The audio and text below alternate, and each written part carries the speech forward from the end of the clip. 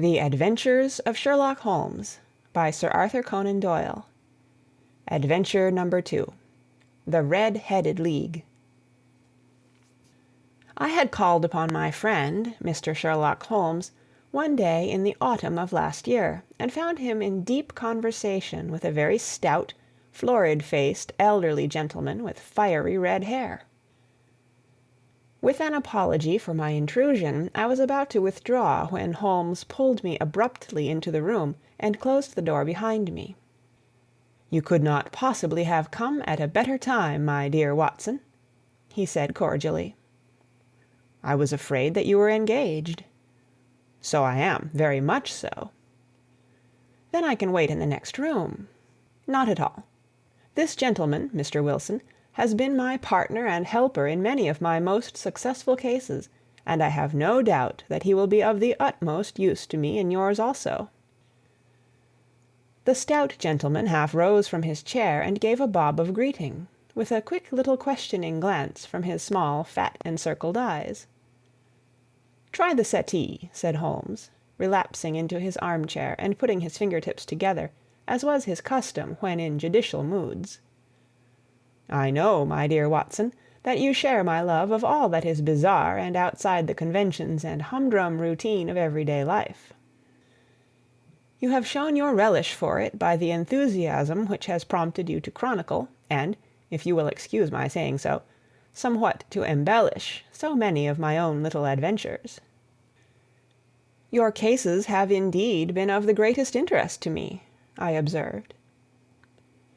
You will remember that I remarked the other day, just before we went into the very simple problem presented by Miss Mary Sutherland, that for strange effects and extraordinary combinations we must go to life itself, which is always far more daring than any effort of the imagination. A proposition which I took the liberty of doubting. You did, doctor, but none the less you must come round to my view, for otherwise I shall keep on piling fact upon fact on you, until your reason breaks down under them and acknowledges me to be right. Now, Mr. Jabez Wilson here has been good enough to call upon me this morning, and to begin a narrative which promises to be one of the most singular which I have listened to for some time. You have heard me remark that the strangest and most unique things are very often connected not with the larger but with the smaller crimes, and occasionally, indeed, where there is room for doubt whether any positive crime has been committed. As far as I have heard, it is impossible for me to say whether the present case is an instance of crime or not, but the course of events is certainly among the most singular that I have ever listened to. Perhaps, Mr. Wilson, you would have the great kindness to recommence your narrative. I ask you not merely because my friend Dr. Watson has not heard the opening part, but also because the peculiar nature of the story makes me anxious to have every possible detail from your lips.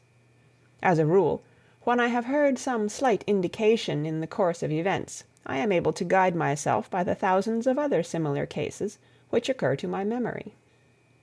In the present instance, I am forced to admit that the facts are, to the best of my belief, unique.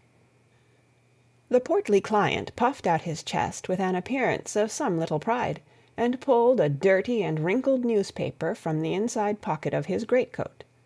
As he glanced down the advertisement column, with his head thrust forward and the paper flattened out upon his knee, I took a good look at the man, and endeavored, after the fashion of my companion, to read the indications which might be presented by his dress or appearance. I did not gain very much, however, by my inspection. Our visitor bore every mark of being an average, commonplace British tradesman, obese, pompous, and slow. He wore rather baggy grey shepherd's check trousers, a not over-clean black frock-coat, unbuttoned in the front, and a drab waistcoat with a heavy brassy Albert chain, and a square pierced bit of metal dangling down as an ornament. A frayed top hat and a faded brown overcoat with a wrinkled velvet collar lay upon a chair beside him. Altogether, look as I would, there was nothing remarkable about the man save his blazing red head, and the expression of extreme chagrin and discontent upon his features. Sherlock Holmes's quick eye took in my occupation, and he shook his head with a smile as he noticed my questioning glances. Beyond the obvious facts that he has at some time done manual labor, that he takes snuff, that he is a Freemason, that he has been in China, and that he has done a considerable amount of writing lately, I can deduce nothing else. Mr. Jabez Wilson started up in his chair, with his forefinger upon the paper, but his eyes upon my companion.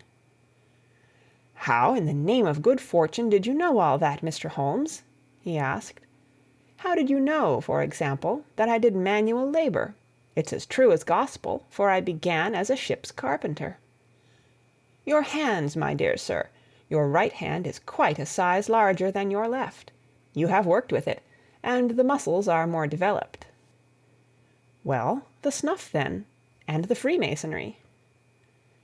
"I won't insult your intelligence by telling you how I read that, especially as, rather against the strict rules of your order, you use an arc and compass breastpin." "Ah, of course, I forgot that. But the writing?" "What else can be indicated by that right cuff, so very shiny for 5 inches, and the left one with the smooth patch near the elbow where you rest it upon the desk?" "Well, but China?" "The fish that you have tattooed immediately above your right wrist could only have been done in China. I have made a small study of tattoo marks, and have even contributed to the literature of the subject. That trick of staining the fish's scales of a delicate pink is quite peculiar to China. When, in addition, I see a Chinese coin hanging from your watch-chain, the matter becomes even more simple."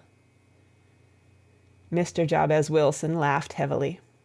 "Well, I never," said he. "I thought at first that you had done something clever, but I see that there was nothing in it after all." "I begin to think, Watson," said Holmes, "that I make a mistake in explaining. Omne ignotum pro magnifico, you know, and my poor little reputation, such as it is, will suffer shipwreck if I am so candid. Can you not find the advertisement, Mr. Wilson?" "Yes, I have got it now," he answered, with his thick red finger planted halfway down the column. "Here it is. This is what began it all. You just read it for yourself, sir." I took the paper from him and read as follows: "To the Red-Headed League. On account of the bequest of the late Ezekiah Hopkins, of Lebanon, Pennsylvania, USA, there is now another vacancy open which entitles a member of the League to a salary of £4 a week for purely nominal services. All red-headed men who are sound in body and mind and above the age of 21 years are eligible. Apply in person on Monday at 11 o'clock to Duncan Ross, at the offices of the League, 7 Pope's Court, Fleet Street." "What on earth does this mean?" I ejaculated after I had twice read over the extraordinary announcement. Holmes chuckled and wriggled in his chair, as was his habit when in high spirits. "It is a little off the beaten track, isn't it?" said he. "And now, Mr. Wilson, off you go at scratch and tell us all about yourself, your household, and the effect which this advertisement had upon your fortunes. You will first make a note, Doctor, of the paper and the date." "It is the Morning Chronicle of April 27th, 1890, just 2 months ago." "Very good. Now, Mr. Wilson." "Well, it is just as I have been telling you, Mr. Sherlock Holmes," said Jabez Wilson, mopping his forehead. "I have a small pawnbroker's business at Coburg Square, near the city.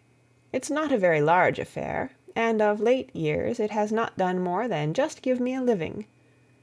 I used to be able to keep 2 assistants, but now I only keep 1, and I would have a job to pay him but that he is willing to come for half wages, so as to learn the business." "What is the name of this obliging youth?" asked Sherlock Holmes. "His name is Vincent Spaulding, and he's not such a youth either. It's hard to say his age. I should not wish a smarter assistant, Mr. Holmes, and I know very well that he could better himself and earn twice what I am able to give him. But, after all, If he is satisfied, why should I put ideas in his head?" "Why, indeed? You seem most fortunate in having an employee who comes under the full market price. It is not a common experience among employers in this age. I don't know that your assistant is not as remarkable as your advertisement." "Oh, he has his faults, too," said Mr. Wilson. "Never was such a fellow for photography, snapping away with a camera when he ought to be improving his mind, and then diving down into the cellar like a rabbit into its hole to develop his pictures. That is his main fault, but on the whole he's a good worker. There's no vice in him." "He is still with you, I presume?" "Yes, sir. He and a girl of 14 who does a bit of simple cooking and keeps the place clean. That's all I have in the house, for I am a widower, and never had any family. We live very quietly, sir, the three of us, and we keep a roof over our heads and pay our debts, if we do nothing more." The first thing that put us out was that advertisement. Spaulding, he came down into the office just this day 8 weeks, with this very paper in his hand, and he says, "I wish to the Lord, Mr. Wilson, that I was a red-headed man." "Why's that?" I asks. "Why," says he, "here's another vacancy on the League of the Red-Headed Men. It's worth quite a little fortune to any man who gets it, and I understand that there are more vacancies than there are men, so that the trustees are at their wits' end what to do with the money. If my hair would only change color, here's a nice little crib all ready for me to step into." "Why, what is it then?" I asked. You see, Mr. Holmes, I am a very stay-at-home man, and as my business came to me instead of my having to go to it, I was often 3 weeks on end without putting my foot over the doormat. In that way I didn't know much of what was going on outside, and I was always glad of a bit of news." "Have you never heard of the League of the Red-Headed Men?" he asked, with his eyes open. "Never." "Why, I wonder at that, for you are eligible yourself for one of the vacancies." "And what are they worth?" I asked. "Oh, merely a couple of hundred a year, but the work is slight, and it need not interfere very much with one's other occupations." Well, you can easily think that that made me prick up my ears, for the business has not been over good for some years, and an extra couple of hundred would have been very handy. "Tell me all about it," said I. "Well," said he, showing me the advertisement, "you can see for yourself that the League has a vacancy, and there is the address where you should apply for particulars. As far as I can make out, the League was founded by an American millionaire, Ezekiah Hopkins, who was very peculiar in his ways. He was himself red-headed, and he had a great sympathy for all red-headed men, so when he died it was found that he had left his enormous fortune in the hands of trustees, with instructions to apply the interest to the providing of easy berths to men whose hair is of that color. From all I hear, it is splendid pay and very little to do." "But," said I, "there would be millions of red-headed men who would apply." "Not so many as you might think," he answered. "You see, it is really confined to Londoners and to grown men. This American had started from London when he was young, and he wanted to do the old town a good turn. Then again, I have heard it is no use your applying if your hair is light red, or dark red, or anything but real bright, blazing, fiery red. Now, if you cared to apply, Mr. Wilson, you would just walk in, but perhaps it would hardly be worth your while to put yourself out of the way for the sake of a few £100. Now, it is a fact, gentlemen, as you may see for yourselves, that my hair is of a very full and rich tint, so that it seemed to me that if there was to be any competition in the matter, I stood as good a chance as any man that I had ever met. Vincent Spaulding seemed to know so much about it that I thought he might prove useful, so I just ordered him to put up the shutters for the day, and to come right away with me.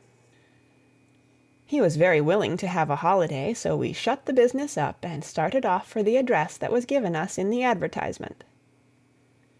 I never hope to see such a sight as that again, Mr. Holmes. From north, south, east, and west, every man who had a shade of red in his hair had tramped into the city to answer the advertisement. Fleet Street was choked with red-headed folk, and Pope's Court looked like a coster's orange barrow. I should not have thought there were so many in the whole country as were brought together by that single advertisement. Every shade of colour they were: straw, lemon, orange, brick, Irish setter, liver, clay. But, as Spaulding said, there were not many who had the real vivid flame-coloured tint. When I saw how many were waiting, I would have given it up in despair, but Spaulding would not hear of it. How he did it I could not imagine, but he pushed and pulled and butted until he got me through the crowd and right up to the steps which led to the office. There was a double stream upon the stair, some going up in hope and some coming back dejected, but we wedged in as well as we could, and soon found ourselves in the office. "Your experience has been a most entertaining one," remarked Holmes, as his client paused and refreshed his memory with a huge pinch of snuff. "Pray continue your very interesting statement." There was nothing in the office but a couple of wooden chairs and a deal table, behind which sat a small man with a head that was even redder than mine. He said a few words to each candidate as he came up, and then he always managed to find some fault in them which would disqualify them. Getting a vacancy did not seem to be such a very easy matter after all. However, when our turn came, the little man was much more favourable to me than to any of the others, and he closed the door as we entered, so that he might have a private word with us. "This is Mr. Jabez Wilson," said my assistant, "and he is willing to fill a vacancy in the League." "And he is admirably suited for it," the other answered. "He has every requirement. I cannot recall when I have seen anything so fine." He took a step backward, cocked his head on one side, and gazed at my hair until I felt quite bashful. Then suddenly he plunged forward, wrung my hand, and congratulated me warmly on my success. "It would be injustice to hesitate," said he. "You will, however, I am sure, excuse me for taking an obvious precaution." With that he seized my hair in both his hands and tugged until I yelled with the pain. "There is water in your eyes," said he as he released me. "I perceive that all is as it should be, but we have to be careful, for we have twice been deceived by wigs and once by paint. I could tell you tales of cobbler's wax which would disgust you with human nature." He stepped over to the window and shouted through it at the top of his voice that the vacancy was filled. A groan of disappointment came up from below, and the folk all trooped away in different directions, until there was not a red head to be seen except my own, and that of the manager. "My name," said he, "is Mr. Duncan Ross, and I am myself one of the pensioners upon the fund left by our noble benefactor. Are you a married man, Mr. Wilson? Have you a family?" I answered that I had not. His face fell immediately. "Dear me," he said gravely, "that is very serious indeed. I am sorry to hear you say that. The fund was, of course, for the propagation and spread of the redheads as well as for their maintenance. It is exceedingly unfortunate that you should be a bachelor." My face lengthened at this, Mr. Holmes, for I thought that I was not to have the vacancy after all, but after thinking it over for a few minutes he said that it would be all right. "In the case of another," said he, "the objection might be fatal, but we must stretch a point in favor of a man with such a head of hair as yours. When shall you be able to enter upon your new duties?" "Well, it is a little awkward, for I have a business already," said I. "Oh, never mind about that, Mr. Wilson," said Vincent Spaulding. "I should be able to look after that for you." "What would be the hours?" I asked. 10 to 2. Now, a pawnbroker's business is mostly done of an evening, Mr. Holmes, especially Thursday and Friday evening, which is just before payday, so it would suit me very well to earn a little in the mornings. Besides, I knew that my assistant was a good man, and that he would see to anything that turned up. "That would suit me very well," said I. "And the pay?" "Is £4 a week." "And the work?" "Is purely nominal." What do you call purely nominal? Well, you have to be in the office, or at least in the building, the whole time. If you leave, you forfeit your whole position forever. The will is very clear upon that point. You don't comply with the conditions if you budge from the office during that time. It's only 4 hours a day, and I should not think of leaving, said I. No excuse will avail, said Mr. Duncan Ross. Neither sickness, nor business, nor anything else. There you must stay, or you lose your billet. And the work? Is to copy out the Encyclopaedia Britannica. There is the first volume of it in that press. You must find your own ink, pens, and blotting paper, but we provide this table and chair.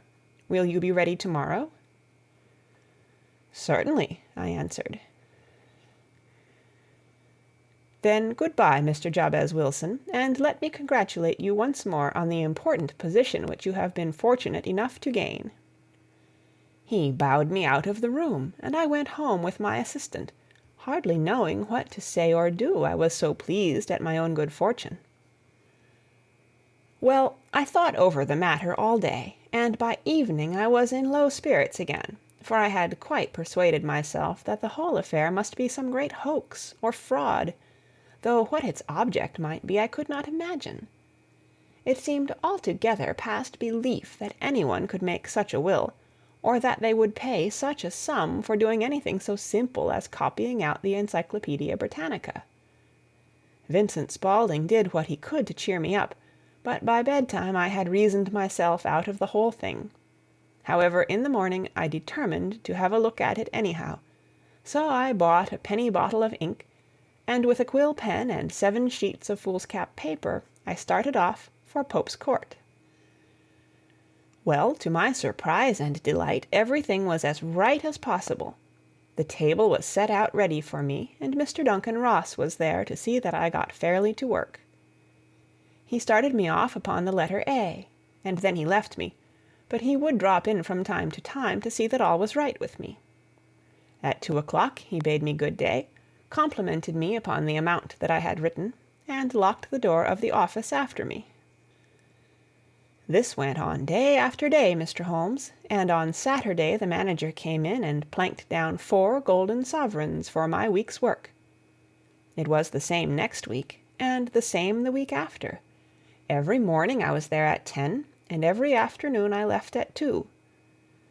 By degrees Mr. Duncan Ross took to coming in only once of a morning, and then after a time he did not come in at all. Still, of course, I never dared to leave the room for an instant, for I was not sure when he might come, and the billet was such a good one and suited me so well that I would not risk the loss of it. 8 weeks passed away like this, and I had written about abbots, and archery, and armor, and architecture, and Attica, and hoped with diligence that I might get on to the bees before very long. It cost me something in foolscap, and I had pretty nearly filled a shelf with my writings. And then suddenly the whole business came to an end. To an end? Yes, sir, and no later than this morning. I went to my work as usual at 10 o'clock, but the door was shut and locked, with a little square of cardboard hammered on to the middle of the panel with a tack. Here it is, and you can read for yourself. He held up a piece of white cardboard about the size of a sheet of notepaper. It read in this fashion: "The Red-Headed League is dissolved. October 9, 1890. Sherlock Holmes and I surveyed this curt announcement, and the rueful face behind it, until the comical side of the affair so completely overtopped every other consideration that we both burst out into a roar of laughter. "I cannot see that there is anything very funny," cried our client, flushing up to the roots of his flaming head. "If you can do nothing better than laugh at me, I can go elsewhere." "No, no," cried Holmes, shoving him back into the chair from which he had half risen. "I really wouldn't miss your case for the world. It is most refreshingly unusual, but there is, if you will excuse my saying so, something just a little funny about it.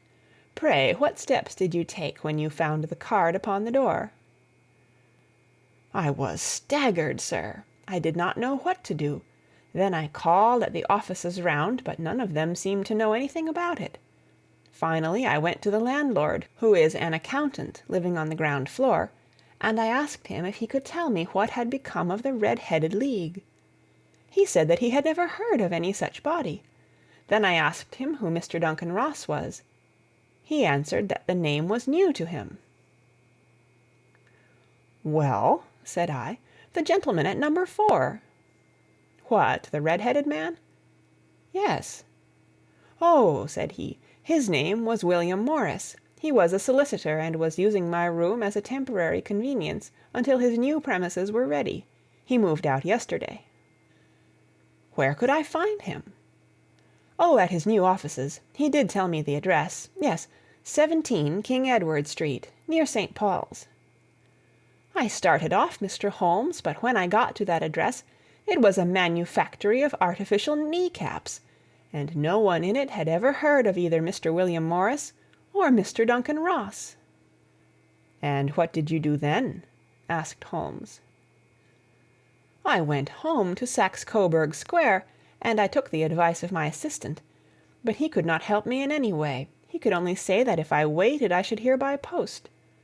But that was not quite good enough, Mr. Holmes. I did not wish to lose such a place without a struggle, so, as I had heard that you were good enough to give advice to poor folk who were in need of it, I came right away to you."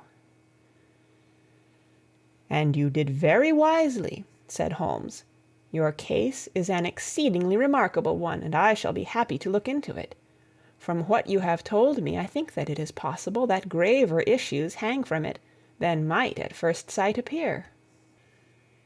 "Grave enough," said Mr. Jabez Wilson. "Why, I have lost £4 a week." "As far as you are personally concerned," remarked Holmes, "I do not see that you have any grievance against this extraordinary league. On the contrary, you are, as I understand, richer by some £30, to say nothing of the minute knowledge which you have gained on every subject which comes under the letter A. You have lost nothing by them."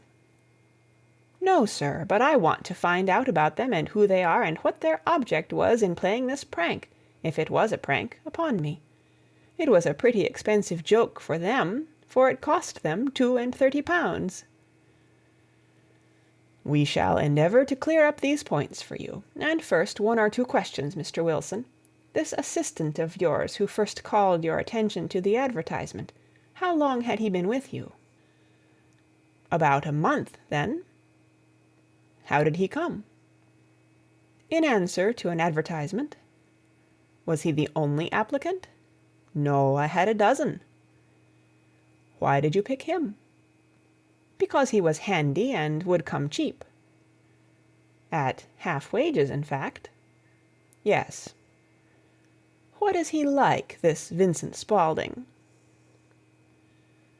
"Small, stout-built, very quick in his ways, no hair on his face, though he's not short of 30, has a white splash of acid upon his forehead." Holmes sat up in his chair in considerable excitement. "I thought as much," said he. "Have you ever observed that his ears are pierced for earrings?" "Yes, sir. He told me that a gypsy had done it for him when he was a lad." "Hum," said Holmes, sinking back in deep thought. "He is still with you?" "Oh, yes, sir. I have only just left him." "And has your business been attended to in your absence?" "Nothing to complain of, sir. There's never very much to do of a morning." "That will do, Mr. Wilson. I shall be happy to give you an opinion upon the subject in the course of a day or 2. To-day is Saturday, and I hope that by Monday we may come to a conclusion." "Well, Watson," said Holmes, when our visitor had left us, "what do you make of it all?" "I make nothing of it," I answered frankly. "It is a most mysterious business." "As a rule," said Holmes, "the more bizarre a thing is, the less mysterious it proves to be. It is your commonplace, featureless crimes which are really puzzling, just as a commonplace face is the most difficult to identify. But I must be prompt over this matter." "What are you going to do, then?" I asked. "To smoke," he answered. "It is quite a three-pipe problem, and I beg that you won't speak to me for 50 minutes." He curled himself up in his chair, with his thin knees drawn up to his hawk-like nose, and there he sat with his eyes closed, and his black clay pipe thrusting out like the bill of some strange bird. I had come to the conclusion that he had dropped asleep, and indeed was nodding myself, when he suddenly sprang out of his chair with the gesture of a man who has made up his mind, and put his pipe down upon the mantelpiece. "Sarasate plays at the St. James Hall this afternoon," he remarked. "What do you think, Watson? Could your patients spare you for a few hours?" "I have nothing to do today. My practice is never very absorbing." "Then put on your hat and come. I am going through the city first, and we can have some lunch on the way. I observe that there is a good deal of German music on the programme, which is rather more to my taste than Italian or French. It is introspective, and I want to introspect. Come along." We travelled by the Underground as far as Aldersgate, and a short walk took us to Saxe Coburg Square, the scene of the singular story which we had listened to in the morning. It was a poky, little, shabby-genteel place, where 4 lines of dingy 2-storied brick houses looked out into a small, railed-in enclosure, where a lawn of weedy grass and a few clumps of faded laurel bushes made a hard fight against a smoke-laden and uncongenial atmosphere. 3 gilt balls and a brown board with "Jabez Wilson" in white letters upon a corner house announced the place where our red-headed client carried on his business. Sherlock Holmes stepped in front of it with his head on one side, and looked it all over, with his eyes shining brightly between puckered lids. Then he walked slowly up the street, and then down again to the corner, still looking keenly at the houses. Finally he returned to the pawnbroker's, and, having thumped vigorously upon the pavement with his stick 2 or 3 times, he went up to the door and knocked. It was instantly opened by a bright-looking, clean-shaven young fellow, who asked him to step in. "Thank you," said Holmes. "I only wished to ask you how you would go from here to the Strand." "Third right, fourth left," answered the assistant promptly, closing the door.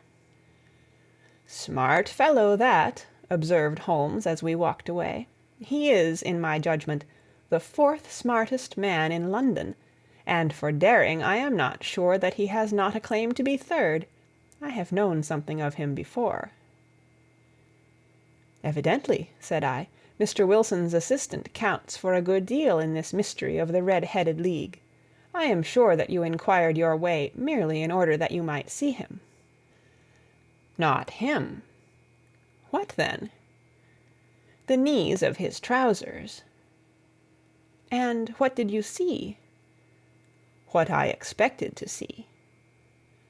"Why did you beat the pavement?" "My dear doctor, this is a time for observation, not for talk. We are spies in an enemy's country. We know something of Saxe Coburg Square. Let us now explore the parts which lie behind it." The road in which we found ourselves as we turned round the corner from the retired Saxe Coburg Square presented as great a contrast to it as the front of a picture does to the back. It was one of the main arteries which conveyed the traffic of the city to the north and west. The roadway was blocked with the immense stream of commerce flowing in a double tide inward and outward, while the footpaths were black with the hurrying swarm of pedestrians. It was difficult to realize, as we looked at the line of fine shops and stately business premises, that they really abutted on the other side upon the faded and stagnant square which we had just quitted. "Let me see," said Holmes, standing at the corner and glancing along the line. "I should like just to remember the order of the houses here. It is a hobby of mine to have an exact knowledge of London. There is Mortimer's, the tobacconist, the little newspaper shop, the Coburg branch of the City and Suburban Bank, the Vegetarian Restaurant, and McFarland's Carriage Building Depot. That carries us right on to the other block. And now, Doctor, we've done our work, so it's time we had some play. A sandwich and a cup of coffee, and then off to Violin Land, where all is sweetness and delicacy and harmony, and there are no red-headed clients to vex us with their conundrums. My friend was an enthusiastic musician, being himself not only a very capable performer, but a composer of no ordinary merit. All the afternoon he sat in the stalls, wrapped in the most perfect happiness, gently waving his long, thin fingers in time to the music, while his gently smiling face and his languid, dreamy eyes were as unlike those of Holmes the sleuth-hound, Holmes the relentless, keen-witted, ready-handed criminal agent, as it was possible to conceive. In his singular character the dual nature alternately asserted itself, and his extreme exactness and astuteness represented, as I have often thought, the reaction against the poetic and contemplative mood which occasionally predominated in him. The swing of his nature took him from extreme languor to devouring energy, and, as I knew well, he was never so truly formidable as when, for days on end, he had been lounging in his armchair amid his improvisations and his black-letter editions. Then it was that the lust of the chase would suddenly come upon him, and that his brilliant reasoning power would rise to the level of intuition, until those who were unacquainted with his methods would look askance at him as on a man whose knowledge was not that of other mortals. When I saw him that afternoon so enwrapped in the music at St. James's Hall, I felt that an evil time might be coming upon those whom he had set himself to hunt down. "You want to go home, no doubt, Doctor," he remarked as we emerged. "Yes, it would be as well." "And I have some business to do which will take some hours. This business at Coburg Square is serious." "Why serious?" "A considerable crime is in contemplation. I have every reason to believe that we shall be in time to stop it. But today being Saturday rather complicates matters. I shall want your help tonight." "At what time?" 10 will be early enough." "I shall be at Baker Street at 10." "Very well. And I say, Doctor, there may be some little danger, so kindly put your army revolver in your pocket." He waved his hand, turned on his heel, and disappeared in an instant among the crowd. I trust that I am not more dense than my neighbors, but I was always oppressed with a sense of my own stupidity in my dealings with Sherlock Holmes. Here I had heard what he had heard, I had seen what he had seen, and yet from his words it was evident that he saw clearly not only what had happened, but what was about to happen, while to me the whole business was still confused and grotesque. As I drove home to my house in Kensington, I thought over it all, from the extraordinary story of the red-headed copier of the Encyclopedia, down to the visit at Saxe-Coburg Square, and the ominous words with which he had parted from me. What was this nocturnal expedition, and why should I go armed? Where were we going, and what were we to do? I had the hint from Holmes that this smooth-faced pawnbroker's assistant was a formidable man, a man who might play a deep game. I tried to puzzle it out, but gave up in despair, and set the matter aside until night should bring an explanation. It was 9:15 when I started from home and made my way across the park, and so through Oxford Street to Baker Street. 2 hansoms were standing at the door, and as I entered the passage I heard the sound of voices from above. On entering his room I found Holmes in animated conversation with 2 men, one of whom I recognized as Peter Jones, the official police agent, while the other was a long, thin, sad-faced man, with a very shiny hat, and an oppressively respectable frock-coat. "Ha! Our party is complete," said Holmes, buttoning up his pea-jacket, and taking his heavy hunting crop from the rack. "Watson, I think you know Mr. Jones of Scotland Yard. Let me introduce you to Mr. Merryweather, who is to be our companion in to-night's adventure." "We're hunting in couples again, Doctor, you see," said Jones in his consequential way. "Our friend here is a wonderful man for starting a chase. All he wants is an old dog to help him do the running down." "I hope a wild goose may not prove to be the end of our chase," observed Mr. Merryweather gloomily. "You may place considerable confidence in Mr. Holmes, sir," said the police agent loftily. "He has his own little methods, which are, if he won't mind my saying so, just a little too theoretical and fantastic, but he has the makings of a detective in him. It is not too much to say that once or twice, as in that business of the Sholto murder and the Agra treasure, he has been more nearly correct than the official force." "Oh, if you say so, Mr. Jones, it is all right," said the stranger with deference. "Still, I confess that I miss my rubber. It is the first Saturday night for 27 years that I have not had my rubber." "I think you will find," said Sherlock Holmes, "that you will play for a higher stake to-night than you have ever done yet, and that the play will be more exciting. For you, Mr. Merryweather, the stake will be some £30,000, and for you, Jones, it will be the man upon whom you wish to lay your hands. John Clay, the murderer, thief, smasher, and forger. He's a young man, Mr. Merryweather, but he is at the head of his profession, and I would rather have my bracelets on him than on any criminal in London. He's a remarkable man, is young John Clay. His grandfather was a royal duke, and he himself has been to Eton and Oxford. His brain is as cunning as his fingers, and though we meet signs of him at every turn, we never know where to find the man himself. He'll crack a crib in Scotland one week, and be raising money to build an orphanage in Cornwall the next. I've been on his track for years, and have never set eyes on him yet. I hope that I may have the pleasure of introducing you to-night. I've had one or two little turns also with Mr. John Clay, and I agree with you that he is at the head of his profession. It is past 10, however, and quite time that we started. If you two will take the first hansom, Watson and I will follow in the second."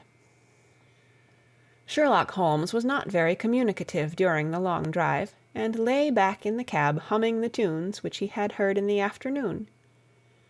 We rattled through an endless labyrinth of gas-lit streets until we emerged into Farrington Street.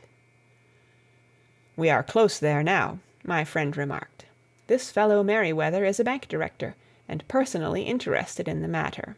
I thought it as well to have Jones with us also. He is not a bad fellow, though an absolute imbecile in his profession. He has one positive virtue. He is as brave as a bulldog, and as tenacious as a lobster if he gets his claws upon anyone. Here we are, and they are waiting for us." We had reached the same crowded thoroughfare in which we had found ourselves in the morning. Our cabs were dismissed, and, following the guidance of Mr. Merryweather, we passed down a narrow passage and through a side door, which he opened for us. Within there was a small corridor, which ended in a very massive iron grate. This also was opened, and led down a flight of winding stone steps, which terminated at another formidable gate. Mr. Merryweather stopped to light a lantern, and then conducted us down a dark, earth-smelling passage, and so, after opening a third door, into a huge vault or cellar, which was piled all round with crates and massive boxes. "You are not very vulnerable from above," Holmes remarked as he held up the lantern and gazed about him. "Nor from below," said Mr. Merryweather, striking his stick upon the flags which lined the floor. "Why, dear me, it sounds quite hollow," he remarked, looking up in surprise. "I must really ask you to be a little more quiet," said Holmes severely. "You have already imperiled the whole success of our expedition. might I beg that you would have the goodness to sit down upon one of those boxes, and not to interfere?" The solemn Mr. Merryweather perched himself upon a crate, with a very injured expression upon his face, while Holmes fell upon his knees upon the floor, and, with the lantern and a magnifying lens, began to examine minutely the cracks between the stones. A few seconds sufficed to satisfy him, for he sprang to his feet again, and put his glass in his pocket. "We have at least an hour before us," he remarked, "for they can hardly take any steps until the good pawnbroker is safely in bed. Then they will not lose a minute, for the sooner they do their work the longer time they will have for their escape. We are at present, Doctor, as no doubt you have divined, in the cellar of the City branch of one of the principal London banks. Mr. Merryweather is the chairman of directors, and he will explain to you that there are reasons why the more daring criminals of London should take a considerable interest in this cellar at present." "It is our French gold," whispered the director. "We have had several warnings that an attempt might be made upon it." "Your French gold?" "Yes. We had occasion some months ago to strengthen our resources, and borrowed for that purpose 30,000 Napoleons from the Bank of France. It has become known that we have never had an occasion to unpack the money, and that it is still lying in our cellar. The crate upon which I sit contains 2,000 Napoleons, packed between layers of lead foil. Our reserve of bullion is much larger at present than is usually kept in a single branch office, and the directors have had misgivings upon the subject." "Which were very well justified," observed Holmes. "And now it is time that we arranged our little plans. I expect that within an hour matters will come to a head. In the meantime, Mr. Merryweather, we must put the screen over that dark lantern." "And sit in the dark?" "I am afraid so. I had brought a pack of cards in my pocket, and I thought that, as we were a partie carrée, you might have your rubber after all. But I see that the enemy's preparations have gone so far that we cannot risk the presence of a light. And first of all we must choose our positions. These are daring men, and though we shall take them at a disadvantage, they may do us some harm unless we are careful. I shall stand behind this crate, and do you conceal yourselves behind those. Then, when I flash a light upon them, close in swiftly. If they fire, Watson, have no compunction about shooting them down." I placed my revolver, cocked, upon the top of the wooden case behind which I crouched. Holmes shot the slide across the front of his lantern, and left us in pitch darkness. Such an absolute darkness as I have never before experienced. The smell of hot metal remained to assure us that the light was still there, ready to flash out at a moment's notice. To me, with my nerves worked up to a pitch of expectancy, there was something depressing and subduing in the sudden gloom, and in the cold, dank air of the vault. "They have but one retreat," whispered Holmes. "That is back through the house into Saxe-Coburg Square. I hope that you have done what I asked you, Jones." "I have an inspector and 2 officers waiting at the front door." "Then we have stopped all the holes, and now we must be silent and wait." What a time it seemed! From comparing notes afterwards, it was but an hour and a quarter, yet it appeared to me that the night must have almost gone, and the dawn be breaking above us. My limbs were weary and stiff, for I feared to change my position, yet my nerves were worked up to the highest pitch of tension, and my hearing was so acute that I could not only hear the gentle breathing of my companions, but I could distinguish the deeper, heavier in-breath of the bulky Jones from the thin, sighing note of the bank director. From my position I could look over the case in the direction of the floor. Suddenly my eyes caught the glint of a light. At first it was but a lurid spark upon the stone pavement. Then it lengthened out until it became a yellow line, and then, without any warning or sound, a gash seemed to open, and a hand appeared, a white, almost womanly hand, which felt about in the center of the little area of light. For a minute or more the hand, with its writhing fingers, protruded out of the floor. Then it was withdrawn as suddenly as it appeared, and all was dark again save the single lurid spark which marked a chink between the stones. Its disappearance, however, was but momentary. With a rending, tearing sound, one of the broad, white stones turned over upon its side, and left a square, gaping hole, through which streamed the light of a lantern. Over the edge there peeped a clean-cut, boyish face, which looked keenly about it, and then, with a hand on either side of the aperture, drew itself shoulder-high and waist-high, until one knee rested upon the edge. In another instant he stood at the side of the hole and was hauling after him a companion, lithe and small like himself, with a pale face and a shock of very red hair. "It's all clear," he whispered. "Have you the chisel and the bags?"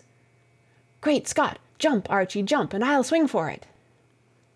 Sherlock Holmes had sprung out and seized the intruder by the collar.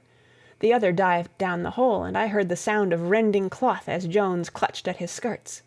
The light flashed upon the barrel of a revolver, but Holmes's hunting crop came down on the man's wrist, and the pistol clinked upon the stone floor. "It's no use, John Clay," said Holmes blandly. "You have no chance at all." "So I see," the other answered, with the utmost coolness. "I fancy that my pal is all right, though I see you have got his coat-tails." "There are 3 men waiting for him at the door," said Holmes. "Oh, indeed! You seem to have done the thing very completely. I must compliment you." "And I you," Holmes answered. "Your red-headed idea was very new and effective." "You'll see your pal again presently," said Jones. "He's quicker at climbing down holes than I am. Just hold out while I fix the derbies." "I beg that you will not touch me with your filthy hands," remarked our prisoner as the handcuffs clattered upon his wrists. "You may not be aware that I have royal blood in my veins. Have the goodness also, when you address me, always to say 'sir' and 'please.'" "All right," said Jones, with a stare and a snigger. "Well, would you please, sir, march upstairs, where we can get a cab to carry your highness to the police station?" "That is better," said John Clay serenely. He made a sweeping bow to the 3 of us, and walked quietly off in the custody of the detective.